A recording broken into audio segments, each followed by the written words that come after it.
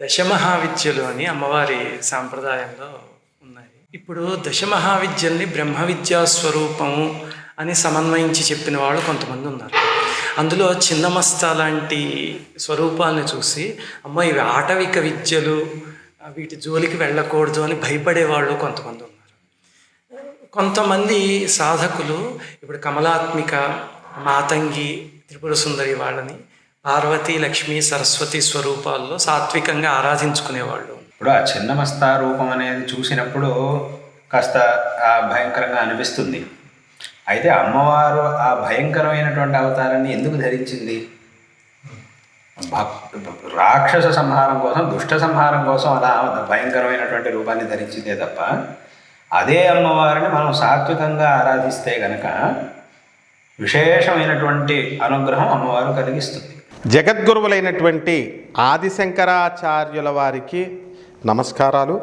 అలాగే జగద్గురువుల సాంప్రదాయంలో శృంగేరి పీఠానికి ప్రస్తుత జగద్గురువులైనటువంటి భారతీతీర్థ స్వామి వారు మా గురువుగారు, అలాగే మన విధుశేఖరేంద్ర సరస్వతి స్వాముల వారు, మొత్తం మన జగత్తుకి అంతటికీ కూడా ప్రజెంట్ వీళ్ళే జగద్గురువులు.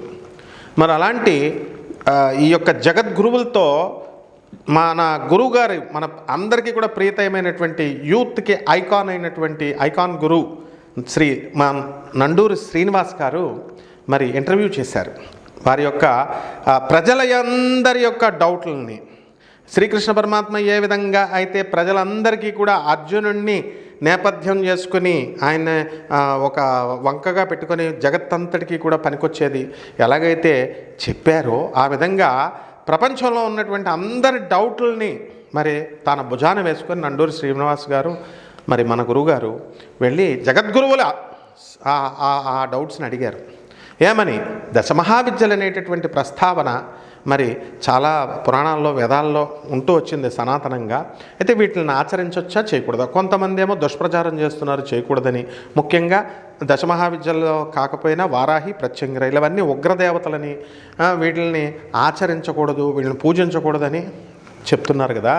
మరి చేయొచ్చా చేయకూడదా అండి అని చెప్పి అడిగితే మరి జగద్గురువులైనటువంటి విధుశేఖరేంద్ర సరస్వతి స్వాముల వారు చెయ్యొచ్చు అని చక్కగా చెప్పారు. ఎలా? అవన్నీ కూడా ఉగ్రదేవతలు అని ఎవరినండి ఉగ్రదేవతలు? అనేక వీడియోల్లో నేను 3.5 సంవత్సరాలుగా చెప్తున్నాను. ఉగ్రదేవతలు సాత్విక దేవతలను ఉండరు.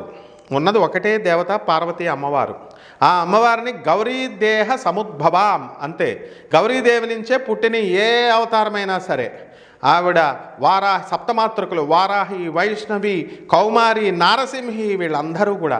అలాగే ఆమె శరీరం నుంచే పుట్టినటువంటివే లలిత అమ్మవారి యొక్క శరీరం. బండాసురుడు రాక్షసుడిగా ఉన్నప్పుడు ఆవిడ సంహారం కోసం వారాహి, దండనాథ అయినటువంటి ప్రత్యంగిరాని వీళ్ళందరినీ కూడా పుట్టించింది.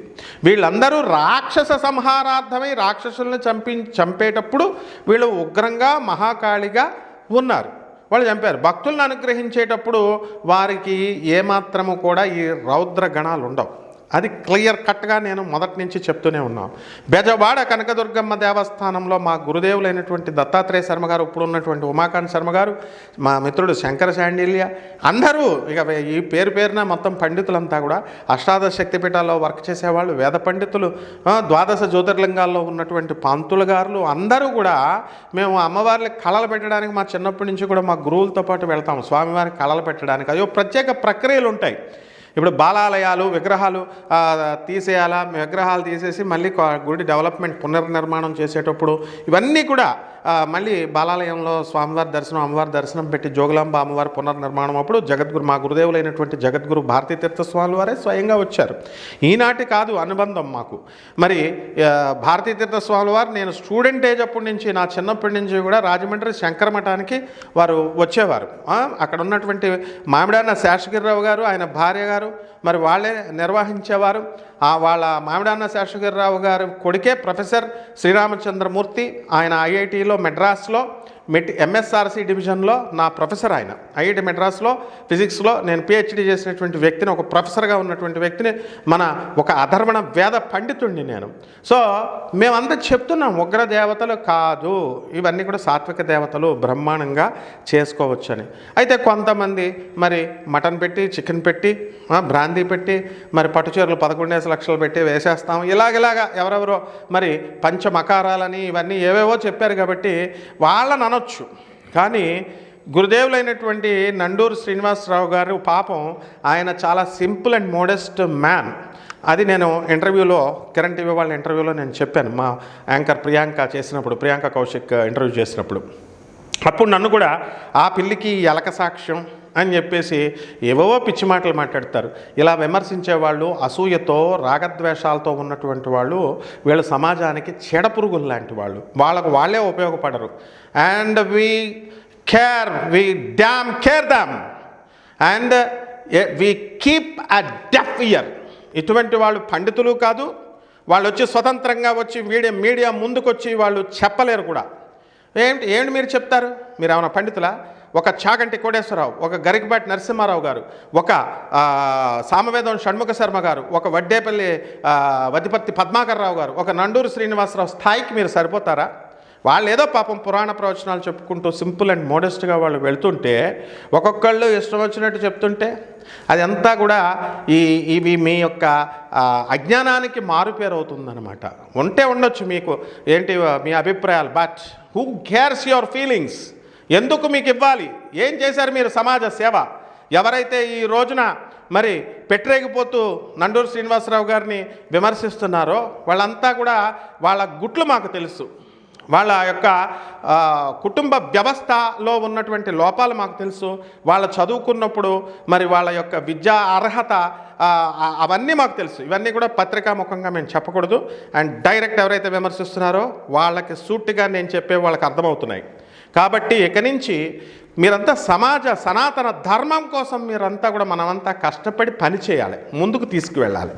అంతేగాని మీరు అమ్మవారు పార్వతీదేవినే మీరు చెప్పేటటువంటి వారా? మీరు పార్వతీదేవికి ఆహారం నిర్ణయించే వాళ్ళ? మీరు పురాణాలు ఏం చదువుతారు? 4 పుస్తకాలు చదివేసి ఆ మోహన్ పబ్లికేషన్ పుస్తకాల షాపే మాది, గొల్లపూడి పబ్లికేషన్ రాజమండ్రి పుస్తకాల షాపే మాది, మొత్తం విజయవాడలో ఉన్నటువంటి పబ్లిషర్స్ అంతా కూడా నా చిన్నప్పటి నుంచి నేను పుస్తకాలు రాస్తూ ఉండేవాడిని.